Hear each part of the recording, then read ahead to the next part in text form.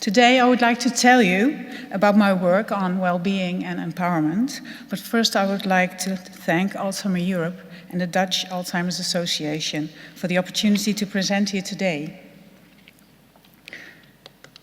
You have probably heard about dementia in the Netherlands the last days and how care is organized in this country, but I would like to tell you something about nursing homes in the Netherlands. This is the setting in which I conduct most of my research, and it's quite a unique setting, since in the Netherlands we provide multidisciplinary care and treatment in our nursing homes. This means that commonly, especially educated physicians who have had a 3-year specialty training are employed by the nursing home. They are called elderly care physicians. Moreover, most nursing homes also employ psychologists, next to therapists like physiotherapists, activity therapists, occupational therapists, and psychomotor therapists. People living in nursing homes are frail people. Many have dementia as a primary diagnosis, and others have predominant physical conditions. Increasingly, we have special care units for specific groups. For instance, people with young onset dementia, people with acquired brain injury, and people with neuropsychiatric conditions. Care in nursing homes is increasingly becoming complex because since a few years, the government policy is for frail people to remain at home for as long as possible. Therefore, people who actually do come to live in a nursing home have more complex care needs. So this was to give you an idea about my setting. And now, I would like to take you on my journey into well-being research. I started as a researcher interested in quality of life in frail elderly people, specifically those in nursing homes. What I found was a growing body of literature describing different domains of quality of life for different groups of people based on different sources. And with sources I mean that the selection of domains was based on, for instance, literature, focus groups with stakeholders, or on existing measurement instruments. And I discovered that in order to make sense of this enormous body of information, it is important to address 3 issues. The first is the meaning of the concept, what is it about? The second is about the aspects or domains of which it consists. The third issue is the question how it can be realized or maintained, because if we want to improve quality of life, we must know how it works. So now I will walk you through these aspects. Quality of life started as a concept in research in the social sciences in the 50s of the previous century. This research was done from a social indicators perspective, and this means that it concerned the socio-economic situation of people, and more or less had the view that if a person is doing well in a material sense, they will have a high quality of life. Then, a few decades later, a psychological approach was adopted in research, stressing that it is important that a person is not only objectively well, but also satisfied with his condition. And thus it is necessary to have a person evaluate the relevant aspects of his life. And experiencing quality of life is about feeling well about these aspects. Subsequently, in the 90s, the health-related quality of life approach was embraced, specifically focused on the importance of health for being well, usually regarding quality of life in the context of health problems. In the following years, quality of life gradually became a concept that was adopted in daily care practice, and at the moment, as you probably know, it is considered an important goal of care. What I concluded from this first issue is that a helpful approach is about well-being, and this means that in a way I was actually back to well-being, because well-being is a relatively old concept. For instance, it was already in the WHO definition of health, and that one was launched as early as 1947. Furthermore, quality of life, or well-being, implies in itself that it's not only about relieving suffering, solving a problem, so to say, but also about stimulating to be as well as one can be. So that was the first issue. The second is about the relevant domains that are covered. There are many different approaches that propose many different domains. And the slide shows some examples of domains used in research among people with dementia. The questions which domain are relevant is a difficult one. Especially in health-related approaches, particular selections take place. For instance, in some approaches, only domains are selected that are influenced by a particular illness. So in case of dementia, domains are selected that may suffer from the dementia process. Or only those domains are included that are considered relevant for a group of people with a particular illness. The latter is not necessarily about only including domains that suffer, but the problem with selecting domains based on a condition is, in my view, that it reduces the quality of life or well-being of a person with dementia to the dementia that they are living with. For instance, spirituality may not be affected by dementia or may not be considered specifically relevant for people with dementia in view of their dementia, but it may be highly relevant for a person's quality of life. Even more so, it may be an important resource for achieving well-being. So, in order for an approach to well-being to be helpful, my suggestion is that we should start from a universal perspective, starting with an approach that is about all of us, not about specific groups of people. Also, the approach should be clear about what the relevant domains are, and not only include domains that are affected by a certain condition. On the contrary, it should include aspects that may serve as resources for achieving well-being. This brings me to the third issue, achieving well-being. As I already mentioned, if we want to improve well-being, for instance, by developing interventions, we need to know how the domains are related and how achieving them works. And also, we need to know what happens to the experience of well-being if one or more of the domains are lost or compromised. Is overall well-being decreased indefinitely, or can other domains compensate for the losses? With these criteria, we search for a theory about quality of life or well-being for frail elderly people. It appeared that most frameworks do specify domains, but do not go into how it works. We found one approach that did, and that one is displayed here. Social production functions theory is a theory that combines a theory of well-being with a theory about how it is achieved. It has a hierarchy of needs. In this approach, overall subjective or psychological well-being is the ultimate need, and just below are physical and social well-being, which are universal needs.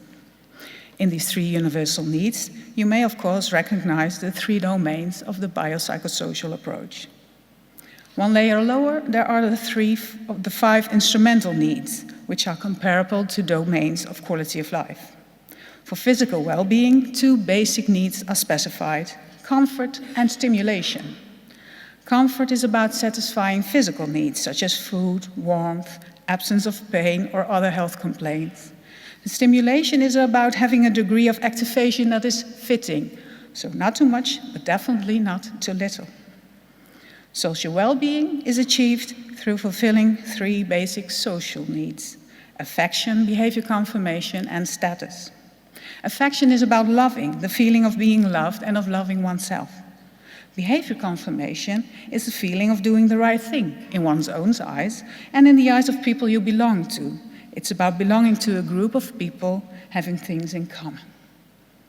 Status is about having unique characteristics, talents, or assets, and can be about having a lot of money, but can also be about being a good singer or a good cook. This theory explains what happens with losses, since it describes that if losses occur on one instrumental need, the other needs can compensate to a certain extent, so that someone can still experience physical or social well-being. Perhaps some of you are already thinking about Kidwood's flower of psychological needs. I didn't know Kidwood's work at that time, but I was struck by the similarities between this theory's instrumental needs and Kidwood's when I did get familiar with his approach. And let me stress, this theory is a universal theory, and this supports further my thoughts about the usability of this theory for my work. And to go into applying this theory in long-term care a bit, as you probably imagine, Comfort and stimulation are needs that are traditionally have been relatively well addressed in long-term care. And in dementia care, affection is an important domain and often provided by care professionals as well. However, the other two, behavior confirmation and especially status, need work in my view. The need to feel useful, to contribute to your environment and to have your own identity and are seen as a unique person with unique characteristics, according to this theory, deserves to be addressed more, so that a person's social well-being can be improved. And to give you an idea about how that can be done, when I did my PhD study, I interviewed an 88-year-old lady twice. She was in a wheelchair and had language difficulties because of a stroke. The first time I saw her, she had distinct depressive complaints. And 6 months later, her depressive complaints were almost gone. When I asked her if she knew how that happened, she took me to one of the hallways where several huge pictures of her were hung, showing her in her former profession of a ballet dancer. Addressing her uniqueness was at least one of the reasons that her well-being was improved. And the photo you see here is one of these photos. So let's go into the lower rows of the hierarchy. For achieving the well-being needs, a person has resources. Some can be applied to only one need, but many, like having a partner, can contribute to, for instance, affection, comfort, and stimulation. And next to external resources, there are internal resources, and these are explained in the self-management of well-being theory. And to explain these abilities, these self-management abilities, friendship is a good example. Friendship is an important resource for well-being, but does not happen by itself. The self-management abilities are the internal resources that help. Taking the initiative is necessary for taking the step to make a friend. And further, you have to be willing to invest in the friendship to maintain being friends. And in order to do that, you have to believe that you are capable of making friends and being a friend. Furthermore, you have to have the positive frame of mind that this friendship has potential. And further, it is helpful if you have multiple friends or friends with whom you can address more than one need, for instance, stimulation and affection. So this approach to well-being seems applicable and useful in long-term care and dementia care. But let's have a look at one of the biggest care issues in long-term care, challenging behavior. Can it be helpful here as well? Challenging behavior has many causes. It can stem directly from damage to the brain. It can be a signal that a person is overstimulated. It can be a result of things that happen in the environment surrounding the person with dementia, and can be a way of trying to adapt to changes that a person experiences. Currently, many researchers consider challenging behavior of a person with dementia as a signal communicating to others that something is wrong. In terms of this theory, challenging behavior will often be a sign that a person's instrumental needs are not met. This explanation of challenging behavior is in accordance with the unmet need approach of Jiska Cohen-Mansfield, who said that challenging behavior is either an expression of distress caused by unmet needs, a means of communicating needs, or a way of fulfilling needs. So, the notion that challenging behavior is at least for a large part about compromised well-being is an important basis for trying to manage and treat that behavior. A second notion is that apathy may be about compromised self-management abilities. Namely, these self-management abilities require positive thoughts and motivation for taking action, and this is a problem when a person has apathy. And we are conducting research now about this issue. Of course, in dementia, self-management abilities may decrease because of cognitive impairment. Also, wishes and needs of a person with dementia may become harmful for themselves or for others. And you could say that self-management could become shared management and may involve supporting these abilities or at some point taking over. But to uphold self-management for as long as possible, how can people around the person with dementia support this person? I think the concept of empowerment may be of use, stemming from the view that empowerment contributes to the 4 self-management abilities that require positive thoughts and action. The concept of empowerment seems promising for providing appropriate support for people with dementia. However, although this concept is mentioned often in the literature, we could not find an approach for us to base our work on. Empowerment has been described as a process through which people gain greater control over decisions and actions affecting their health. And for people with a chronic illness, empowerment has been defined as a double process of holding on and at the same time letting go by integrating the illness and boundaries into their lives. But for others to be able to contribute to empowerment of people with dementia, it is necessary to make these descriptions more concrete and study how the concept of empowerment applies to people with dementia and can be filled in. Therefore, we are currently performing a study on defining and improving empowerment among people with dementia. Our study has 3 aims. The first is to explore what empowerment means. The second, to explore current interventions about empowerment in Europe. And the third, to improve empowerment. We used mixed methods to address these aims. I will go into the first one into more detail and tell you about the second aim a bit. We performed a European survey together with Alzheimer Europe. 72 people from 23 countries filled in the survey. And if you are in the audience today, thank you very much for your participation. Together, these 72 people mentioned 97 interventions that were considered to be beneficial for empowerment, although most were not specifically developed based on a conceptual approach towards empowerment. We also held a focus group study involving 15 people with dementia, 16 informal carers, and 46 healthcare professionals, and we discussed how one can contribute to empowerment. For the third aim, we are now in the process of developing and testing an intervention for people with dementia living at home and those living in care homes. But to show you some results regarding the first aim, this is the model that resulted from the focus group discussions about what empowerment means. If you were at Charlotte van Korven's presentation yesterday, this model will look familiar. At the first and central point is that empowerment is about interaction. And the circle in the middle reads, the white one, interaction between person with dementia and their environment. As the slide further shows, we identified 4 themes of empowerment. For being the person who you are, participants emphasized the importance of being the person you have always been, but also the person you are now. And for retaining a sense of worth, it included being heard and seen, and participating in society.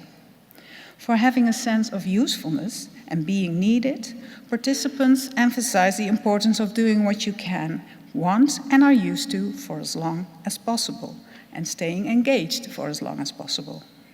For the fourth theme, having a sense of control and choice, empowerment included making your own choices, choices being accepted, and choices being supported when needed.